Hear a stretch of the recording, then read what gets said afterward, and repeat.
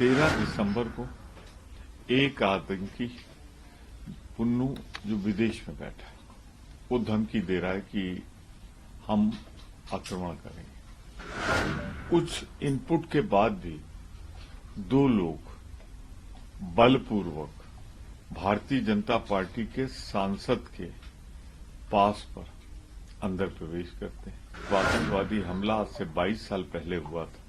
उस समय भी वो अंदर नहीं जा पाए थे लोकसभा और उसके बाहरी ढेर कर दिए गए। अच्छा है, चारों एक ही संप्रदाय के हैं, एक ही धर्म के हैं। अगर कहीं उनके मनचाहे लोग होते उसमें से एक, तो बात कहीं से कहीं जा सकती थी। एक साधारण सी बात है, 13 दिसंबर को एक आतंकी पुन्नू जो विदेश में बैठा है वो धमकी दे रहा है कि हम आक्रमण करेंगे।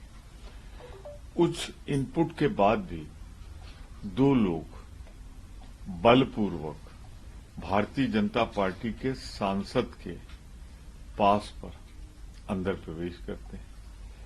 आज तक जो कभी नहीं हुआ था, जब आतंकवादी हमला आज से 22 साल पहले हुआ था, उस समय भी वो अंदर नहीं जा पाए थे लोकसभा और उसके बाहरी ढेर कर दिए गए।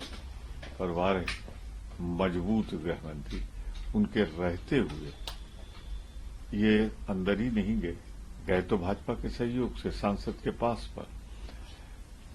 दर्शक दीर्घा में भी बैठे, दर्शक दीर्घा के बाद संसद भवन के अंदर भी कूद गए और बाकायदे हाथापाई की उन्होंने सांसदों के साथ। रिव्यू तो किया जाए पर इन घटनाओं की पुनरावृत्ति न हो, इसलिए सांसदों की एक समिति बन जाए। महामहिम राष्ट्रपति से भी हम कहते हैं और वो लोकसभा में कह रहे हैं, हमारे राज्यसभा में भी उसमें सदस्य शामिल हो और भविष्य में ऐसी घटना की पुनरावृत्ति न हो, उस पर हम विचार करें।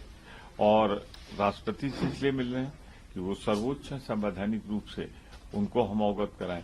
हमारे अब पूरा प्रयास हो कि देखिए, अगर कहीं किसी विपक्ष के सांसद के रिकमेंडेशन पे गया होता तब तक सरकार आसमान उठा देती। अच्छा है, चारों एक ही संप्रदाय के हैं, एक ही धर्म के हैं। अगर कहीं उनके मनचाहे लोग होते उसमें से एक, तो बात कहीं से कहीं जा सकती थी। पर मैं सिर्फ इतना कहना चाहता हूं कि जाति, धर्म, इन सब चीजों से ऊपर उठकर विचार हो कि भविष्य में संसद की गरिमा, संसद की सुरक्षा अभेद्य रहे, बनी रहे, जहां खुलकर देश की बात हो सके। From breaking news, detailed analysis, in-depth interviews and explainers, follow the Times of India. Subscribe to our YouTube channel. Don't forget to like our videos and hit the bell icon to stay updated with the latest.